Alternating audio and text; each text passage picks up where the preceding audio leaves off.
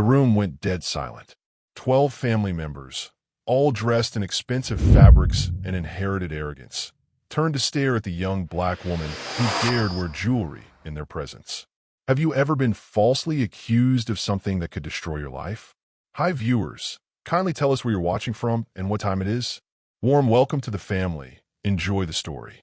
The trembling finger of a billionaire widow pointed across the crystal chandelier room, and 3 words shattered everything. You stole it.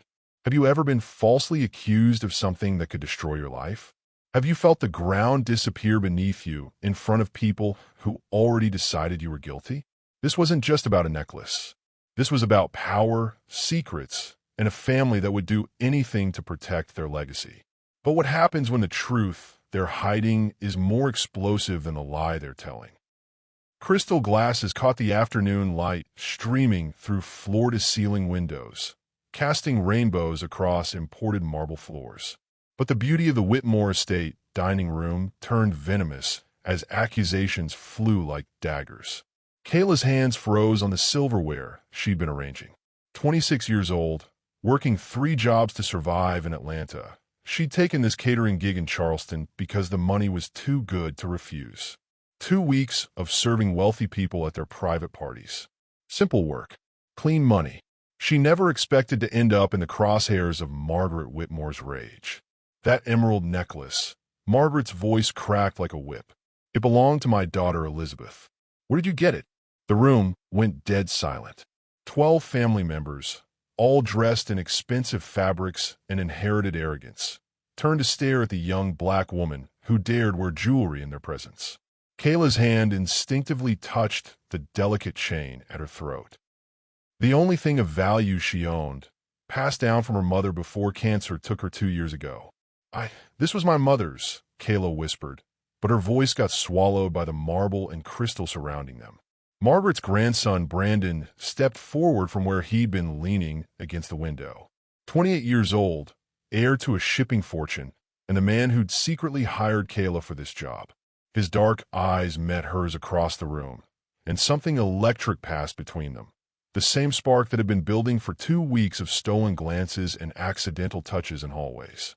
Grandmother, maybe there's been a mistake, Brandon said carefully. No mistake. Margaret's voice turned ice cold. That necklace hasn't been seen since the night Elizabeth died 27 years ago. I know those emeralds anywhere. Kayla's world tilted. Her fingers fumbled with the clasp, trying to remove the necklace with shaking hands. Please, I can explain, Dash. Explain? Margaret's laugh was sharp enough to cut glass. What's to explain? You're a thief who thought you could waltz into my home wearing stolen jewelry. The other family members started murmuring, their voices blending into a chorus of judgment. Someone mentioned calling the police. Another suggested pressing charges. Kayla felt the walls closing in, her dignity being stripped away piece by piece in front of strangers who saw her as nothing more than a criminal. But Brandon's eyes never left her face. She watched him make a decision that would change everything. Don't touch her. Brandon stepped between Kayla and the approaching family members, his voice carrying authority that silenced the room. I gave her that necklace. The explosion was immediate. Voices raised in shock and outrage. How could he give away family jewelry? What was his relationship with the help? Had he lost his mind? But Margaret's face went deadly pale, not from shock, but from something deeper. Something that looked like fear. You're lying, Brandon, she said quietly, but her voice shook. Brandon's jaw tightened. I gave it to her because I care about her. Because she's worth more than any piece of jewelry in this house.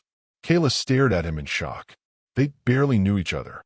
2 weeks of professional interaction, maybe 3 real conversations. Yet he was sacrificing his reputation, his standing with his family, to protect her from their accusations. The room erupted again, but Margaret raised a trembling hand for silence. When she spoke, her words were measured and deadly. You don't understand, Brandon. That necklace disappeared the night my daughter died. And if that girl has it, then someone in this family has been lying for 27 years. The air crackled with tension. Kayla could feel every eye in the room boring into her. but all she could focus on was the way Brandon's hands clenched into fists at his sides. The way his breathing changed when Margaret mentioned his Aunt Elizabeth. If you've ever witnessed injustice and felt powerless to stop it, you'll understand what happens next. Hit that like button and let me know in the comments. Have you ever had someone stand up for you when the whole world was against you? As security moved toward Kayla, Brandon stepped between them and said the words that would change everything. "Don't touch her." I gave her that necklace. The room erupted, but Margaret's face went deadly pale because she knew her grandson was lying, and she knew why. He lied to save her reputation, but the truth about why he hired her would have destroyed them both.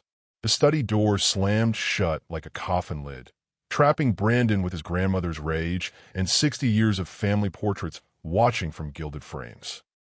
Outside in the hallway, Kayla pressed against the wall, her heart racing not from fear, but from the memory of Brandon's hands steadying her shoulders when the accusations flew. "You want to explain this madness?" Margaret's voice could freeze hell itself. Brandon loosened his tie, buying time. "I met her a few weeks ago. We've been seeing each other quietly." "Seeing each other?" Margaret's eyes narrowed.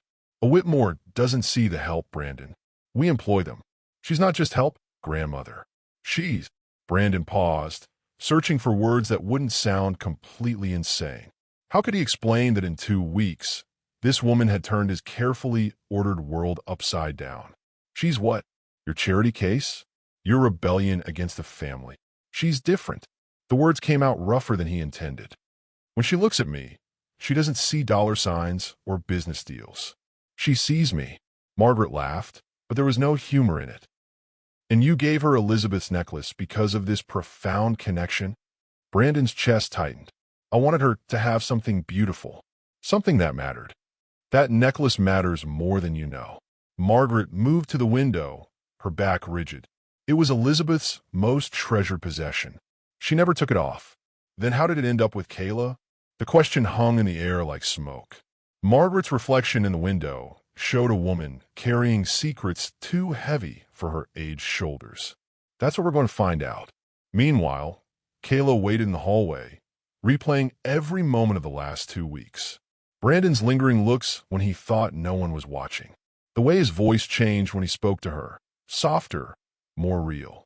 The electricity when their hands accidentally touched passing serving trays. She told herself it was imagination. Rich men didn't notice women like her, didn't protect women like her. But he just sacrificed his reputation to save hers, and she couldn't understand why. The study door opened, and Brandon emerged looking like he'd been through a war. His usually perfect hair was disheveled, his shirt wrinkled from running his hands through it. "We need to talk," he said quietly. They walked to his car in silence, the weight of the afternoon pressing down on them. Only when they were driving away from the estate did Kayla finally speak. "Why did you lie for me?" Brandon's hands tightened on the steering wheel. "Because what they were doing to you was wrong. But now they think we're—" She couldn't finish the sentence. Would that be so terrible? The question caught her off guard. She studied his profile, the sharp jawline, the way his eyes focused on the road with laser intensity. Brandon Whitmore was everything she'd learned not to want. Wealthy, privileged, living in a world where people like her existed to serve people like him. But when he'd stepped between her and his family's wrath, she'd seen something else. Something that made her pulse race in ways that had nothing to do with fear. Would you lie to protect someone you barely knew? What if that lie meant losing everything you'd worked for? Tell me in the comments what you would have done. "Your grandmother said the necklace disappeared when Elizabeth died," Kayla said carefully. "My mother told me it was a gift from my father. She never said who he was." Brandon pulled over so fast the tires squealed. He turned to face her fully, his eyes intense. "Tell me everything your mother said about that necklace." "Everything." Margaret's voice dropped to a whisper that chilled the room. "You don't understand, Brandon. That necklace disappeared the night my daughter died. And if that girl has it, then someone in this family has been lying for 27 years. Some families bury their dead. The Whitmores buried their truth so deep they forgot it was still breathing. The garden maze behind the estate twisted like secrets themselves, high hedges creating hidden alcoves where whispered conversations couldn't reach the main house. Brandon had brought Kayla here after their confrontation with Margaret, needing space to think without family portraits judging every word. "My mother was Sarah Chun," Kayla said, wrapping Brandon's jacket tighter around her shoulders. His scent surrounded her, expensive cologne mixed with something purely masculine that made her stomach flutter. "She was 22 when she had me. Never married my father, never even told me his name." Brandon guided her through the maze with gentle touches, his fingers accidentally brushing hers as he held back branches. Each contact sent electricity shooting up her arm. What did she say about the necklace? That it was from someone who loved her but couldn't be with her. Kayla's voice grew quiet. She said it was proof that love doesn't always fit into neat little boxes. That sometimes the heart wants what the world says it can't have. They reached the center of the maze, where a marble bench sat surrounded by roses that bloomed despite the October chill. Brandon turned to face her, and in the fading light, his features looked carved from shadows and moonlight. "Kayla, I need you to know something." His voice was rough with emotion. "I didn't hire you randomly.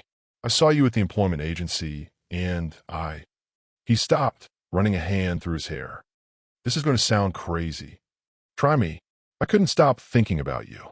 The way you held yourself, proud, even when that witch of a job counselor was treating you like dirt.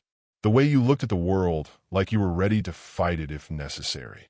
His eyes met hers. "I hired you because I wanted you close. Because for the first time in my life, I met someone who didn't want anything from me."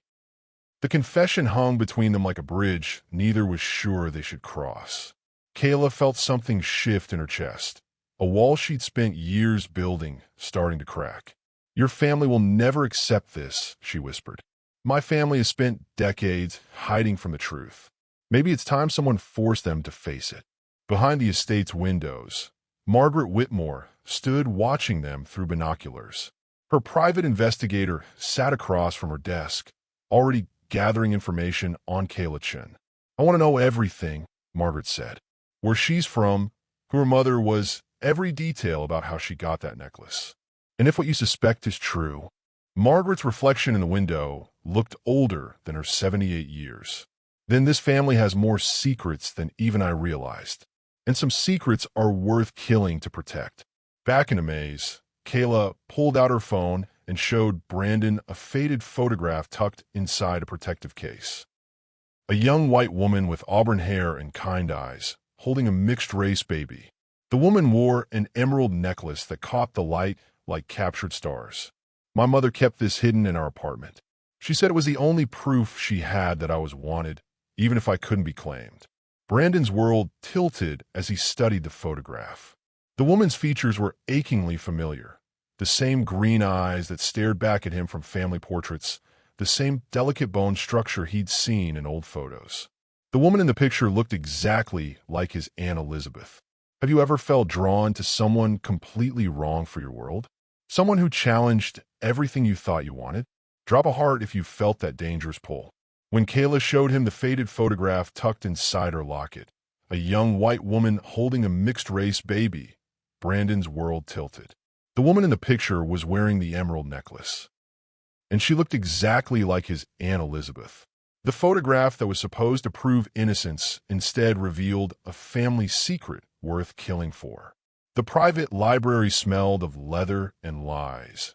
Afternoon sunlight filtering through stained glass windows and casting colored shadows across genealogy books that might rewrite history.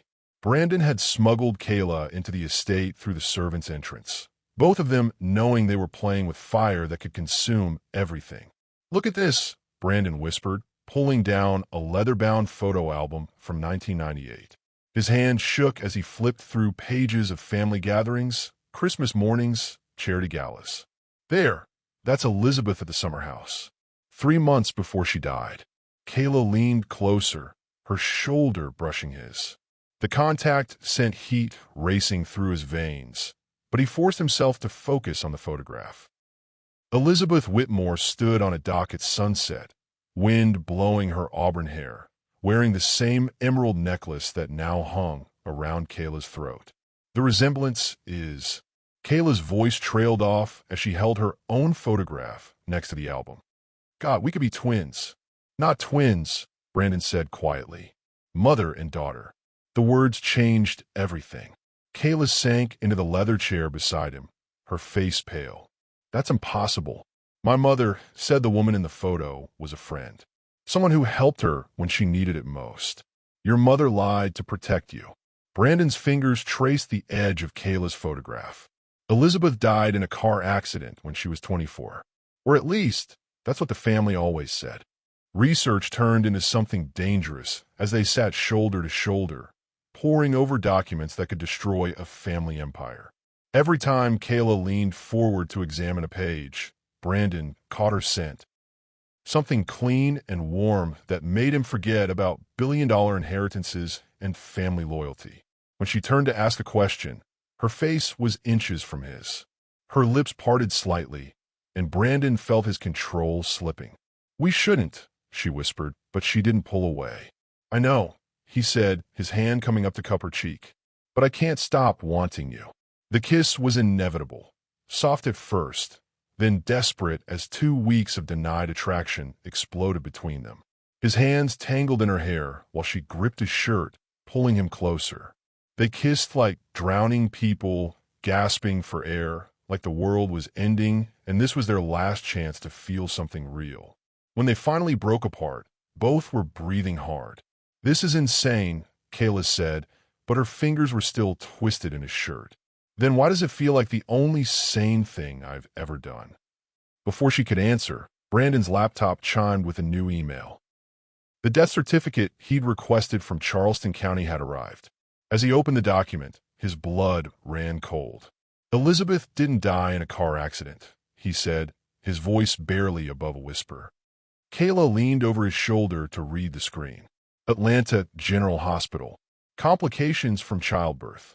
The date of death made them both freeze. March 15th, 1998. 3 days after Kayla's birth date. The pieces clicked into place with devastating clarity.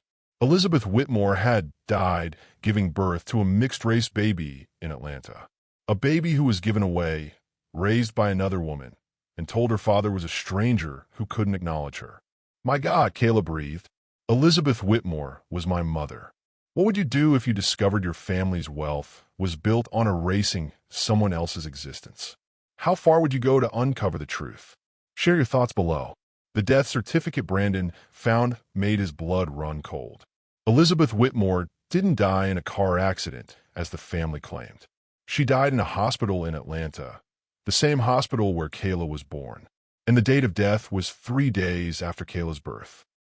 The road to Atlanta was paved with questions, but the answers they found there would destroy a family empire. The old Atlanta neighborhood sprawled under Georgia heat, front porches telling stories of generations while children played in streets that had watched decades of struggle and survival. Brandon's Mercedes looked out of place among the modest homes and corner stores, but Kayla guided him through the maze of streets with the confidence of someone returning home. They'd driven straight through from Charleston, the tension in the car thick enough to cut. Every mile took them further from Brandon's world of privilege and deeper into questions that could destroy everything the Whitmore family had built. That's Mrs. Washington's house. Kayla pointed to a yellow bungalow with a garden full of collard greens and tomatoes. She lived next door to my mom for 40 years. If anyone knows the truth about Elizabeth, it's her. Mrs. Washington answered the door with the kind of smile that could heal wounds, but her expression changed when she saw Brandon standing beside Kayla on her front porch. Lord have mercy, she whispered, pressing a hand to her chest. You look just like your daddy did when he used to sneak over here to see Elizabeth. You're Thomas Whitmore's boy, aren't you? The world stopped. Brandon felt like he'd been punched in the stomach, all the air rushing out of his lungs. Thomas Whitmore, his father, the man who'd raised him to believe family honor was everything, had been here, had known Elizabeth, had my father. Brandon's voice cracked. Mrs. Washington stepped back, her eyes wide with recognition and old pain. Chilly, you don't know, do you? Come on inside. This conversation needs sweet tea and privacy. Her living room was full of family photographs and the kind of furniture that gets passed down through generations. She settled them on a couch covered with hand-crocheted Afghans and poured tea from a pitcher, sweating in the heat. "Your daddy and Elizabeth were in love," she said simply. "Real love, the kind that changes people. He'd drive down here every weekend for 2 years, park his fancy car 3 blocks away, and walk over so nobody would see." Kayla's hands shook as she reached for her tea. "What happened?" "What always happens when rich white boys fall for girls like us." Mrs. Washington's voice held decades of accumulated sadness. "His family found out. There were threats, lawyers, all kinds of pressure. But Elizabeth was pregnant by then, and she was determined to have that baby." Brandon's world cracked a little more. Where was she when the baby was born? Right here in Atlanta. Sarah Chun was Elizabeth's best friend. They met at the clinic where Elizabeth was getting prenatal care. When Elizabeth died from complications, Sarah took the baby, raised her as her own. The pieces fell into place with devastating clarity. Elizabeth had been exiled from the family, hidden away in Atlanta while pregnant with a mixed-race child. She died in childbirth, and her friend had taken the baby, Kayla, and created a new identity to protect her.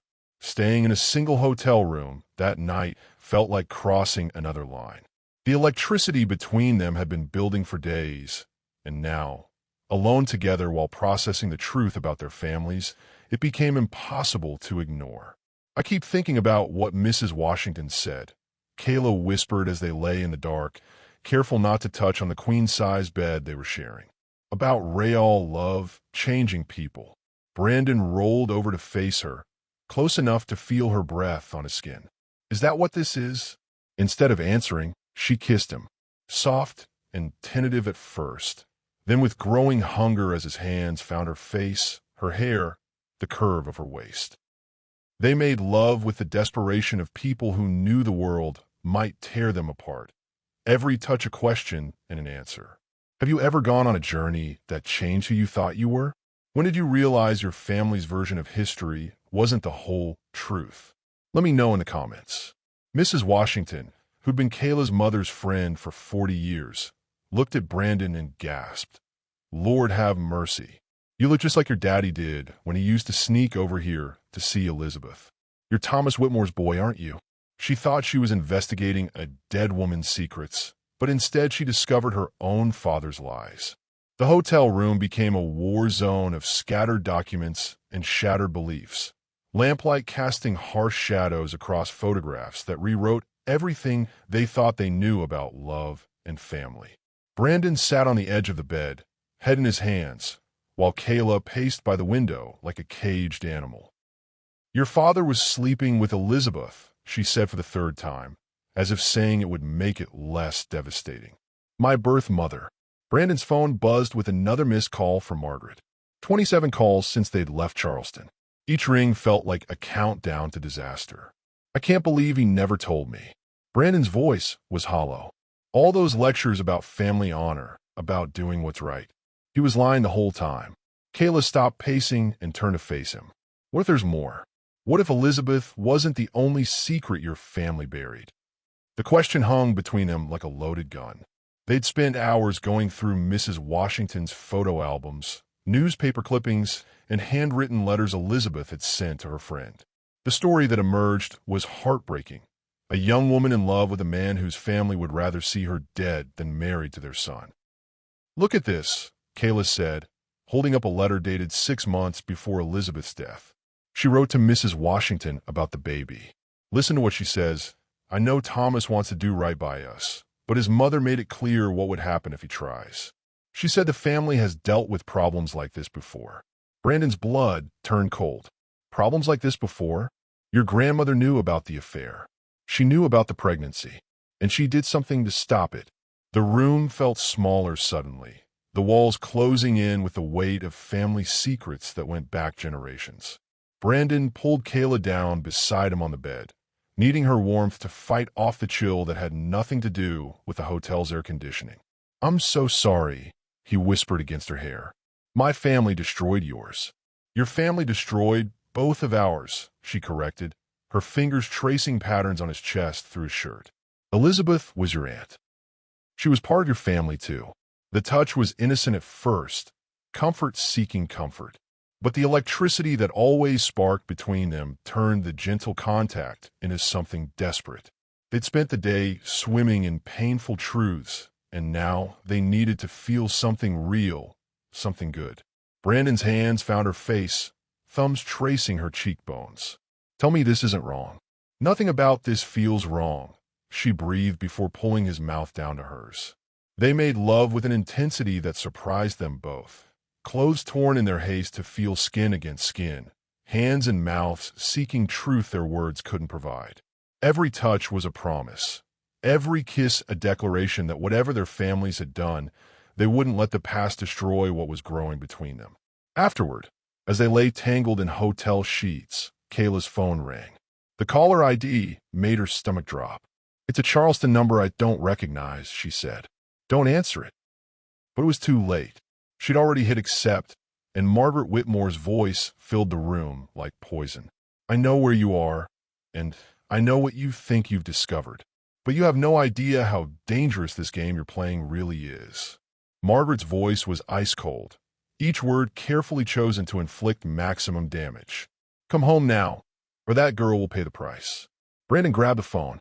"Grandmother, don't you dare dash." "Oh, Brandon. Sweet, naive Brandon. You think this is about love? You think your father's little indiscretion was romantic?" Margaret's laugh could freeze hell. "Your father didn't just sleep with Elizabeth.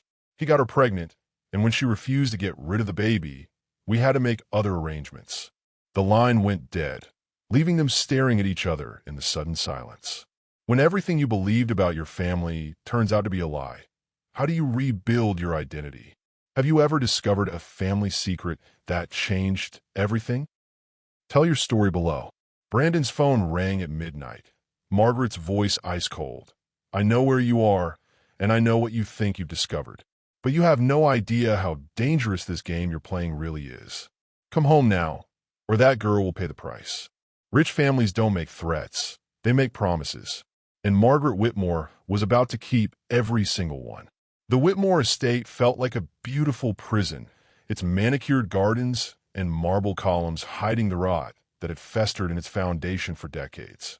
Brandon's car crunched on the gravel driveway as they returned from Atlanta, both knowing they were walking into a war zone. Margaret waited on the front steps like a general preparing for battle, flanked by two men in expensive suits who screamed lawyer and private investigator. Her smile was sharp enough to cut glass. "Welcome home, darling," she said to Brandon, completely ignoring Kayla's existence. "We have so much to discuss." The confrontation happened in the same dining room where this nightmare had started.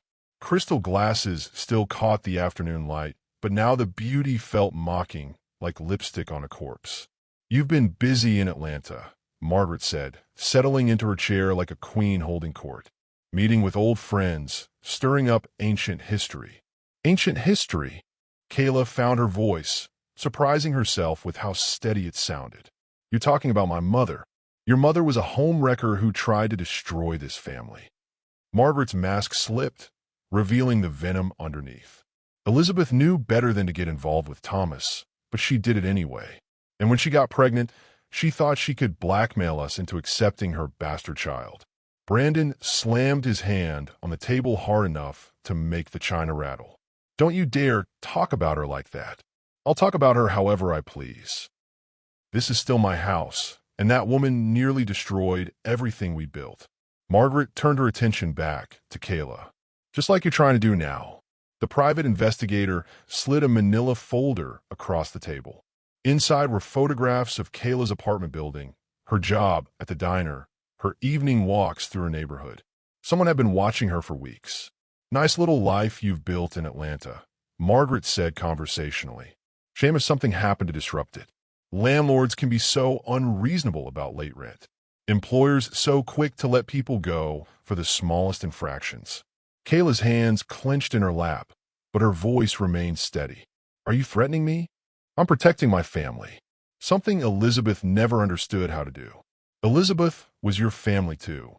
Elizabeth was a mistake that nearly cost us everything. Margaret's composure cracked, decades of buried rage finally showing. Do you have any idea what it would have done to this family's reputation? A mixed-race grandchild? The scandal would have destroyed our business relationships, our social standing, everything. Brandon stood so fast his chair toppled backward. So you killed her. The accusation hung in the air like smoke.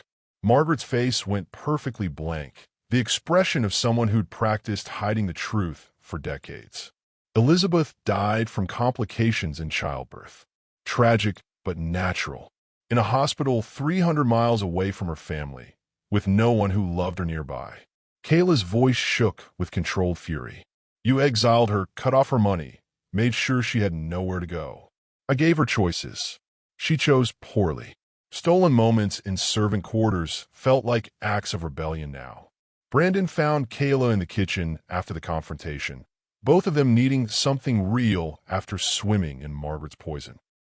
His hands found her waist, pulling her against him in the shadows while family members moved through the house above them. We're getting out of here, he whispered against her neck. Where can we go? She has people watching me, Brandon. She owns half of Charleston. Then we'll go somewhere she doesn't own. Have you ever been threatened for telling the truth? When powerful people try to silence you, how do you fight back? Share your experiences in the comments. The envelope slipped under Kayla's apartment door contained more than threats. It contained proof. Birth certificates, hospital records, and a handwritten letter from Elizabeth to her father. The last line made Kayla's world collapse. Please make sure my daughter knows she was wanted, even if she can never know who wanted her. The necklace wasn't stolen property. It was a birthright. And the woman who gave it away was about to reclaim everything that had been taken. The law office smelled of expensive leather and old money, but the documents spread across the mahogany table had the power to redistribute both.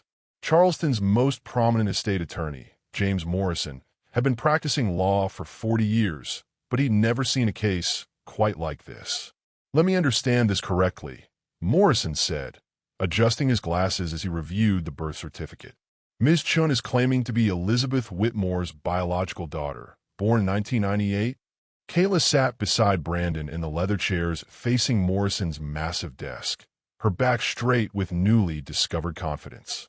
The scared woman from the dinner party was gone, replaced by someone who'd learned she had Whitmore blood in her veins. I'm not claiming anything, she said firmly. I am stating facts. Elizabeth Whitmore was my biological mother. These documents prove it.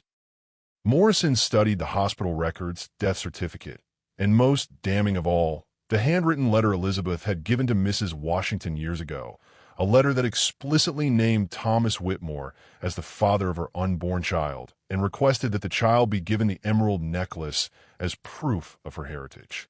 If this is authentic, Morrison said carefully, then Miss Chun has legitimate claims to Elizabeth Whitmore's estate. Claims that were never properly addressed because the family was unaware of her existence. Brandon watched Kayla transform before his eyes. The woman who'd been accused of theft 3 days ago was now sitting in Charleston's most prestigious law office, discussing inheritance rights that could make her a millionaire overnight. What kind of claims? Brandon asked, though he suspected he already knew the answer. Elizabeth Whitmore's trust was never distributed because she died without acknowledged heirs. By law, her estate should have gone to her daughter. Morrison flipped through legal documents. We're talking about significant assets, real estate, investments, jewelry, and a substantial cash inheritance that's been earning interest for 27 years. The room went quiet except for the ticking of an antique clock. Kayla stared at her hands, processing the reality that she'd gone from working 3 jobs to survive to potentially inheriting a fortune that had been denied to her since birth. There's more, Morrison continued. If Ms. Chun can prove her paternity claim against Thomas Whitmore, she may also have rights to portions of the main Whitmore estate, depending on how the family trusts were structured. Brandon felt something shift in his chest. Not jealousy, but a fierce pride that the woman he was falling for had just discovered she was powerful in her own right. She wasn't a charity case or a social climber. She was a Whitmore with all the rights and privileges that came with the name. What do we need to do to prove everything? Kayla asked. DNA testing would be definitive for the paternal claims. For Elizabeth's estate, these documents may be sufficient, but we'll need to authenticate the handwriting and verify the hospital records. They left the law office holding hands, both of them processing what had just happened. In the parking garage, away from prying eyes and curious lawyers, Brandon pulled Kayla against his car and kissed her with desperate intensity. "You realize what this means?" he said against her lips. "It means your grandmother is going to try to destroy me. It means you're not going anywhere. You belong here, Kayla. You always did." She kissed him back, pouring weeks of denied attraction and newfound confidence into the contact. Her hands tangled in his hair while he pressed her against the car door, both of them claiming each other in the shadows of a parking garage that smelled like expensive cars and old money. "Promise me something," she whispered when they broke apart. "Anything. Promise me we'll see this through, no matter what your family does, no matter how ugly this gets. I promise. We're in this together." What would you do if you suddenly discovered you were heir to a fortune that was built on denying your existence? Would you fight for what's rightfully yours? Let me know below. Margaret's voice shook as she played the recording she'd secretly made 27 years ago, Elizabeth on her deathbed, begging Thomas to acknowledge their daughter. But the last words on the tape would destroy everything. "Promise me you'll tell Brandon the truth when he's old enough. Promise me my daughter will know she has a brother." They'd fallen for each other, not knowing they were family. But the truth about their connection was more complex than simple blood. The courthouse steps gleamed with possibility as morning light hit marble columns, each step upward feeling like climbing toward justice that had been denied for nearly 3 decades. But the recording Margaret had played the night before changed everything they thought they knew about their relationship. "We're not siblings," Brandon said for the 10th time as they walked toward the DNA testing facility. "Elizabeth was my aunt, not my mother. That makes us cousins at most. Cousins who are sleeping together," Kayla pointed out, though relief flooded her voice. "Your family's going to love that." "My family's opinions stopped matching the moment they tried to erase you from history." The DNA facility was clinical and sterile, nothing like the passionate chaos their relationship had become. Cheek swabs and paperwork couldn't capture the electricity that sparked every time they touched, or the way Brandon's protective instincts had evolved into something deeper and more consuming. "Results will be ready in 72 hours, the technician said, sealing their samples in official envelopes that would either confirm or destroy the story they'd pieced together. But they didn't need DNA results to know the truth. Elizabeth's letter had been authenticated by 3 handwriting experts. The hospital records were legitimate. The necklace was exactly what Kayla had always believed it to be, proof that she was wanted, even if she couldn't be claimed. "I keep thinking about what would have happened if Elizabeth had lived," Kayla said as they drove back to Brandon's apartment, neutral territory away from both the Whitmore estate and her Atlanta neighborhood. "She would have fought for you." Mrs. Washington said Elizabeth was fierce when she needed to be. Like her daughter. Brandon's hand found hers across the center console. Exactly like her daughter. His apartment was a revelation, expensive but not flashy, decorated with books and art instead of inherited portraits and family guilt. For the first time since this whole mess started, they had privacy without the weight of hotel rooms or family homes pressing down on them. "I need to call my job," Kayla said, but Brandon caught her wrist before she could reach for her phone. "Stay," he said simply. "Brandon Dash, stay with me. Not because you're homeless or threatened or scared. Stay because you want to." The answer was in her kiss, soft at first, then desperate as weeks of complicated attraction simplified into something pure and necessary. They made love in his bed like equals for the first time, no secrets between them, no family drama forcing them together or pulling them apart. Just Brandon and Kayla, figuring out what they meant to each other when the world wasn't trying to tear them apart. "I love you," he said afterward, the words slipping out without permission.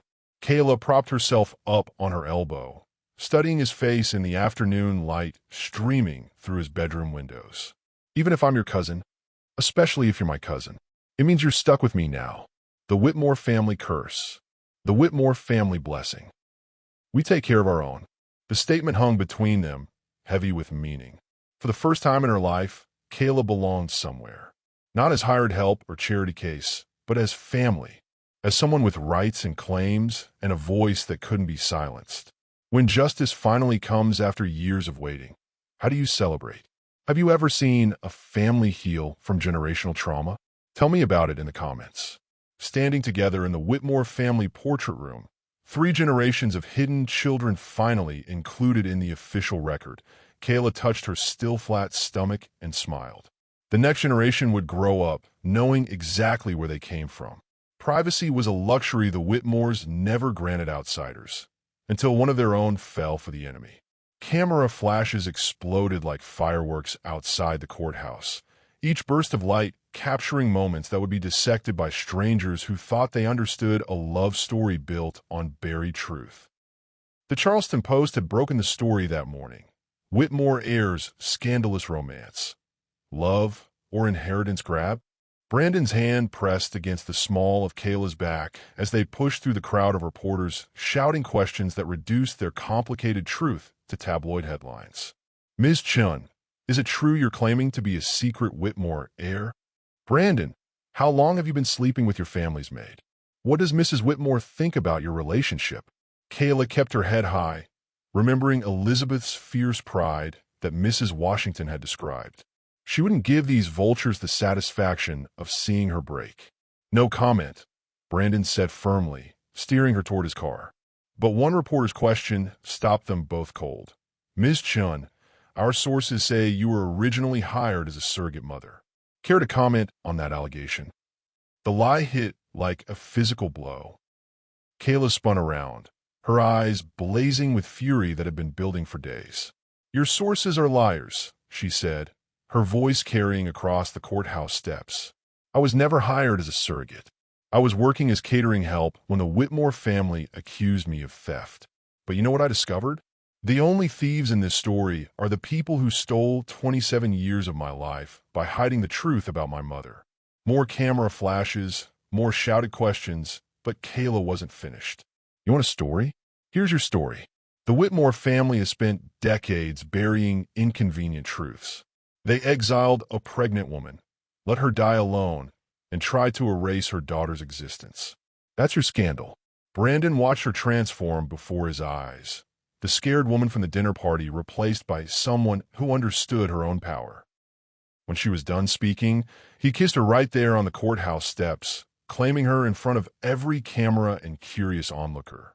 I love this woman, he announced to the crowd. She's brave, she's brilliant, and she's exactly where she belongs with her family. The headlines the next morning were brutal, but couldn't touch the truth. Whitmore romance defies family opposition, and secret air fights for recognition, and love story or legal battle. Margaret's retaliation was swift and vicious. Brandon's business partnerships faced sudden scrutiny. Investors pulled out of deals without explanation. Board members who'd known him since childhood suddenly had concerns about his judgment. She's trying to destroy your career, Kayla said, as they reviewed the financial damage from his apartment. Let her try. I built my reputation on more than just my last name.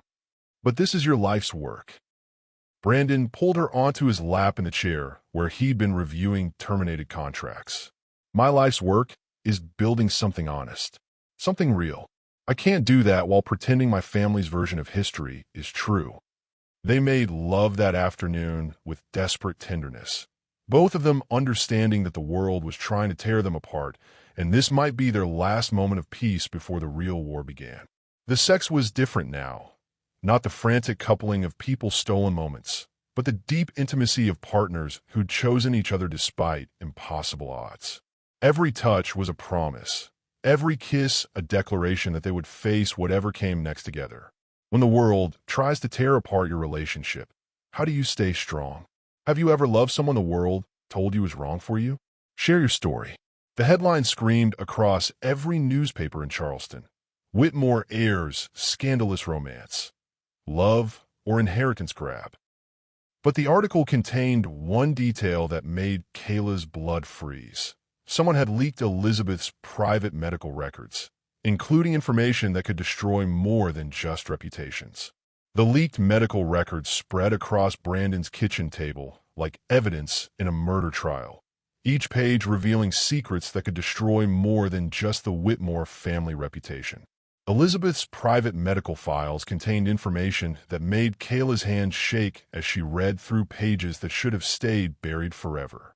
"Listen to this," Kayla said, her voice barely above a whisper. Elizabeth's medical history shows she had a rare blood disorder, one that's genetic. It says here that any children she had would need regular monitoring.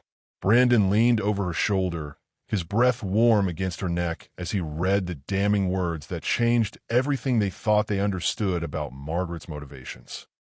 "That's not the worst part," he said, pointing to a consultation note dated 3 weeks before Elizabeth's death. "Look at this psychiatric evaluation." Elizabeth told the doctor she was afraid for her life. She said someone in the family had threatened her if she didn't give up the baby. The psychiatric notes painted a picture of a young woman living in terror, convinced that her own family would rather see her dead than acknowledge her mixed-race child.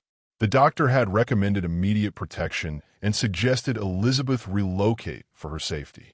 She died 2 weeks later in an Atlanta hospital, alone and afraid. Kayla's phone buzzed with a text from an unknown number.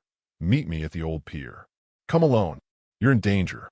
"Don't even think about it," Brandon said, reading over her shoulder. "What if it's someone who knows the truth? What if there's more to this story? What if it's a trap?" But the second text message made the decision for them. Elizabeth left something for her daughter, something Margaret would kill to keep hidden. They drove to the old pier in tense silence, both understanding they were walking into unknown danger. The Charleston harbor stretched before them like black silk, moonlight creating silver paths across water that had witnessed centuries of secrets. The figure waiting in the shadows was the last person they expected, Dr. Rebecca Martinez, the physician who delivered Kayla 27 years ago. "I've been waiting for this day since the night your mother died," Dr. Martinez said, her voice heavy with decades of guilt. "I was the resident on duty when Elizabeth came in. I delivered you, and I watched your mother die." Kayla felt Brandon's hand find hers in the darkness. "What really happened?" "Your mother was healthy when she arrived. The delivery was difficult but not life-threatening. But after you were born, someone came to visit her." Dr. Martinez's voice cracked. "A woman with silver hair and expensive clothes. She stayed for 10 minutes. "Margaret," Brandon breathed. Elizabeth was fine when that woman arrived. Within an hour, she was having complications that made no medical sense. Her heart rate dropped. She went into shock. We couldn't save her. The accusation hung in the salt air like a death sentence. Margaret hadn't just exiled Elizabeth, she'd murdered her. I was a new resident. I didn't understand what I was seeing, but I kept tissue samples, blood work, everything. I've carried that guilt for 27 years. Dr. Martinez pulled a sealed envelope from her coat. This contains evidence that Elizabeth was poisoned. Evidence that her death wasn't natural. Kayla's legs gave out. Brandon caught her before she could fall, holding her against his chest while she processed the reality that her birth mother had been murdered by the woman who'd raised the man she loved. "There's more," Dr. Martinez continued. "Elizabeth gave me this before she died. She made me promise to give it to her daughter if she ever came looking for the truth. The letter was addressed in Elizabeth's handwriting, 'For my daughter, with all my love.' Inside, Elizabeth's final words revealed the depth of Margaret's hatred and the length she would go to protect the family's reputation. But the last paragraph made them both understand why Margaret was so desperate to stop them. "If something happens to me, know that I loved you enough to die for you. But also know that you're not my only child. Your father gave me something precious before they separated us. A son who doesn't know he has a sister. Find Brandon Whitmore. He is your brother in every way that matters. Have you ever discovered that everything you believed about your family was built on murder? When the truth is more terrible than fiction, how do you find the strength to keep fighting? Tell me in the comments." The DNA results arrived like a bomb with a timer, each sealed envelope containing the power to either validate their love story or destroy it completely. Brandon's hands shook as he opened the first envelope in the privacy of his apartment. Kayla curled against his side on the couch, where they'd spent countless hours planning their fight for justice. Thomas Whitmore is confirmed as the biological father, he read aloud. Paternity established with 99.7% certainty. They'd known this was coming, but seeing it in black and white made the reality hit differently. Kayla was officially a Whitmore, with all the rights and responsibilities that came with the name. The second envelope contained results that would change everything they thought they knew about their relationship. Elizabeth Whitmore is confirmed as the biological mother.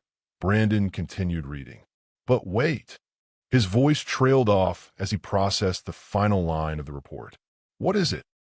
Brandon's face went pale as he read the words that shattered their carefully constructed understanding of their family connection. Kayla, according to this, Elizabeth wasn't just my aunt. She was Thomas's daughter, not his sister.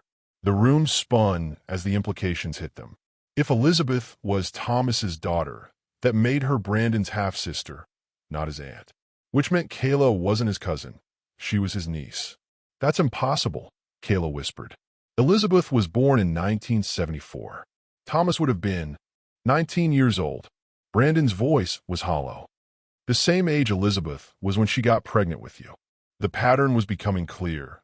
A family history of men taking advantage of young women, creating children they couldn't acknowledge, perpetuating cycles of shame and abandonment that stretched back generations. Brandon's phone rang, cutting through the silence. Margaret's name appeared on the screen like a curse. Answer it, Kayla said. Let's hear what she has to say now that we know the truth. Margaret's voice was different, smaller, older, defeated. You got the DNA results. We know Elizabeth was Thomas's daughter, Brandon said. We know you've been lying about everything. I protected this family for 60 years. I did what had to be done. You murdered an innocent woman. The line went quiet for so long they thought she'd hung up. When Margaret finally spoke, her voice was barely audible. Elizabeth wasn't innocent. She was blackmailing us. She threatened to go public with everything, not just about Thomas being her father, but about the other women, the other children we'd paid to disappear over the years. The confession hit like ice water. There had been others. Elizabeth wasn't the only woman who'd been silenced to protect the Whitmore reputation. How many? Kayla's voice was steady, but Brandon could feel her trembling against him. Does it matter? They were all well compensated for their silence. Except Elizabeth. Elizabeth wanted more than money. She wanted acknowledgement. She wanted her bastard child to carry the Whitmore name. Margaret's voice hardened. I couldn't allow that. The call ended with Margaret's final threat. You think you've won, but you have no idea what you started. This family has survived worse scandals than you can imagine. We'll survive you too. But they weren't alone anymore. Dr. Martinez had provided evidence of Elizabeth's murder. The law firm had authenticated Elizabeth's letter. Most importantly, they had each other.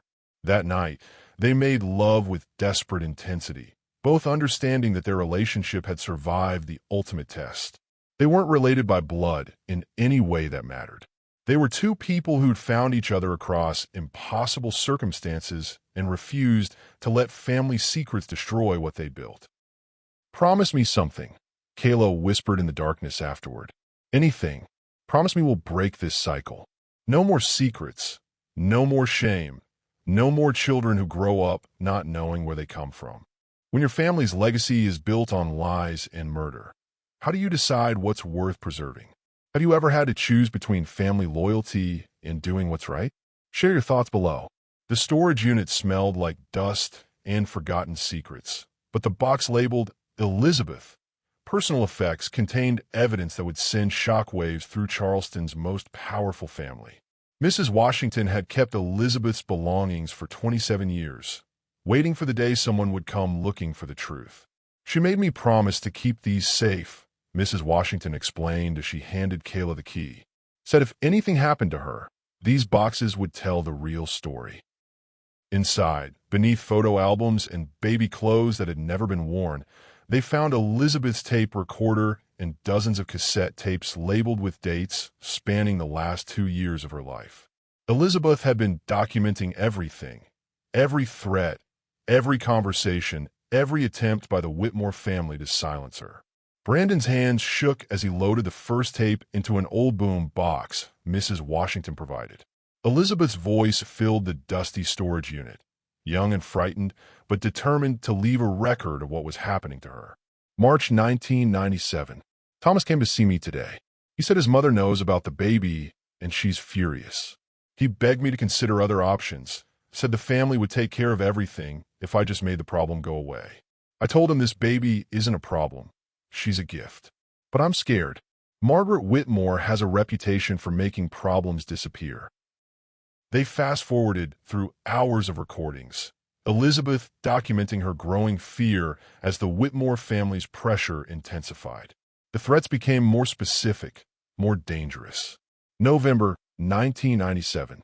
Someone broke into my apartment last night. Nothing was stolen, but they left a message. Pictures of women who'd crossed the Whitmore family before. Women who'd had accidents or disappeared completely. The message was clear: keep quiet or join them. Kayla gripped Brandon's hand as they listened to her birth mother's voice shake with terror, understanding that Elizabeth had spent her pregnancy in constant fear for her life. But the final tape, recorded just days before Elizabeth's death, contained the confession that would destroy Margaret forever. Elizabeth's voice was stronger on this recording, filled with the determination of a woman who knew she might not survive, but was determined to protect her unborn daughter.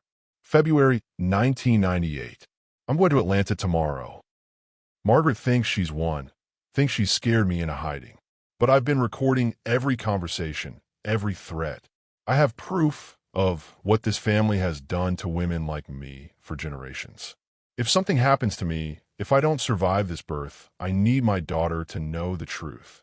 Elizabeth's voice broke as she continued. Thomas isn't my lover. He's my father. Margaret covered up his rape of my mother 30 years ago, just like she's covering up his rape of me. This family's fortune is built on violence against women, and they'll kill to keep that secret buried.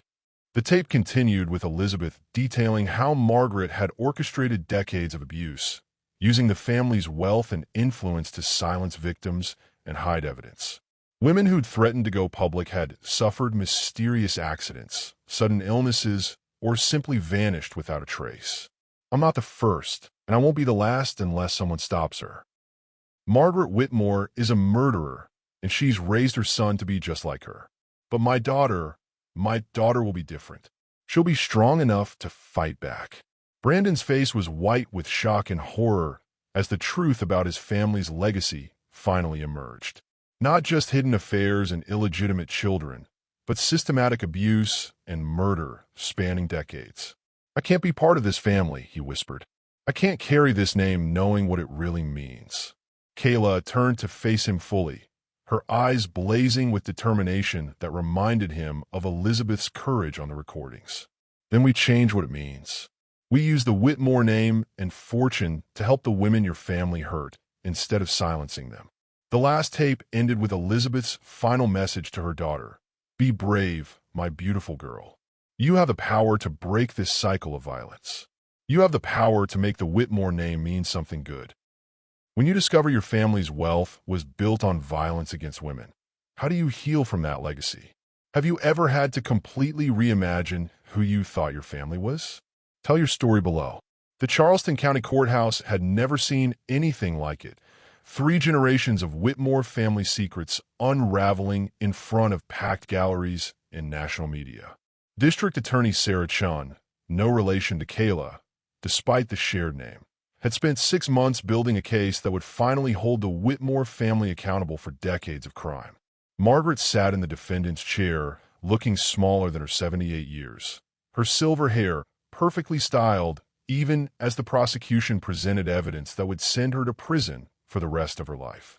Beside her, Thomas Whitmore faced charges of his own: rape, conspiracy, and accessory to murder. The state will prove, DA Chin announced in her opening statement, that the defendants engaged in a systematic pattern of violence against women spanning 4 decades, that they used their wealth and influence to silence victims through intimidation, bribery, and when necessary, murder. Elizabeth's tape recordings played through courtroom speakers, her voice reaching across 27 years to finally tell the truth about what the Whitmore family had done to her and countless other women.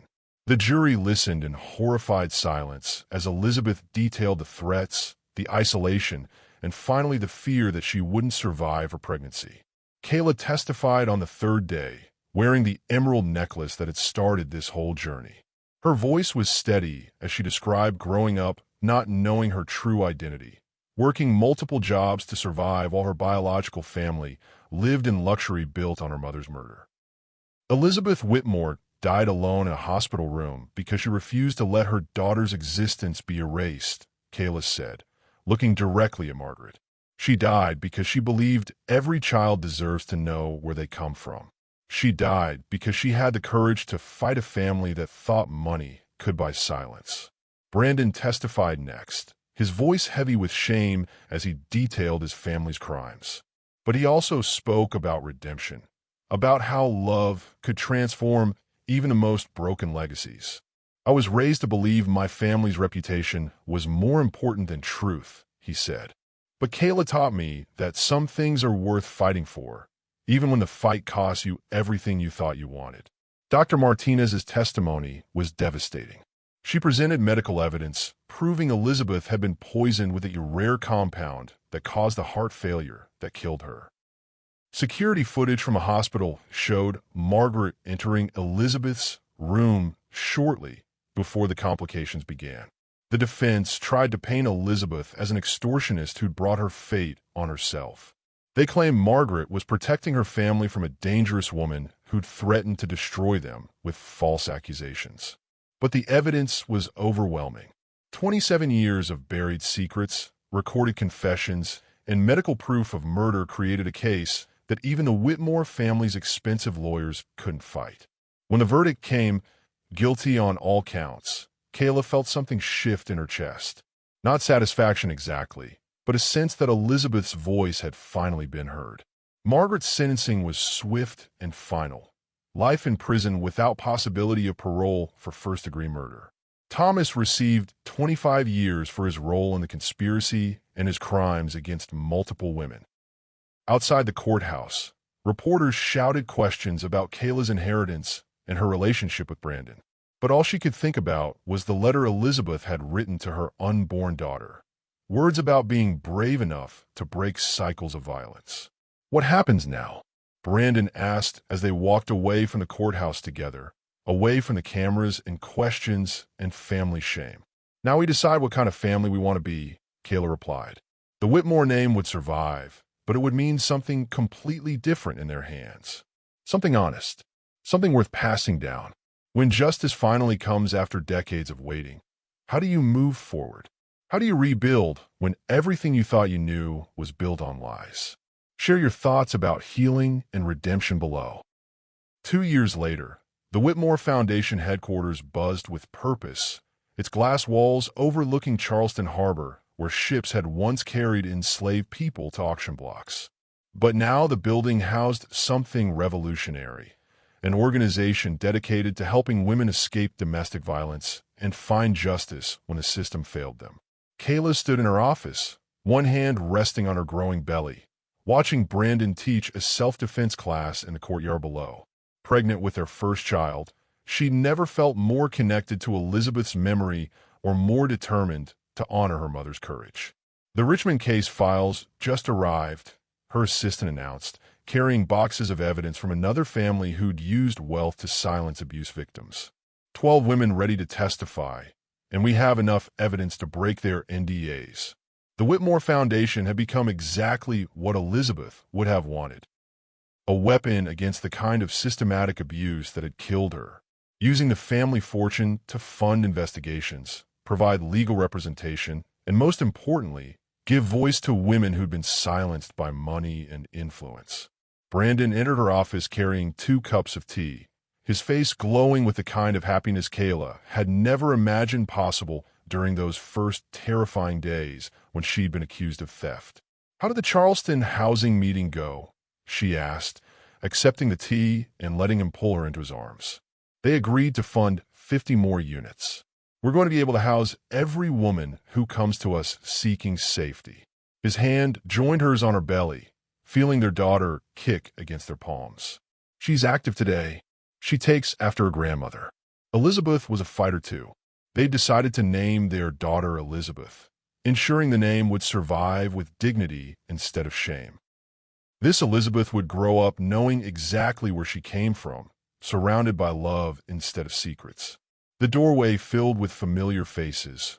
Mrs. Washington, now in her 80s but still sharp as ever, and Dr. Martinez, who'd become like a grandmother to Kayla.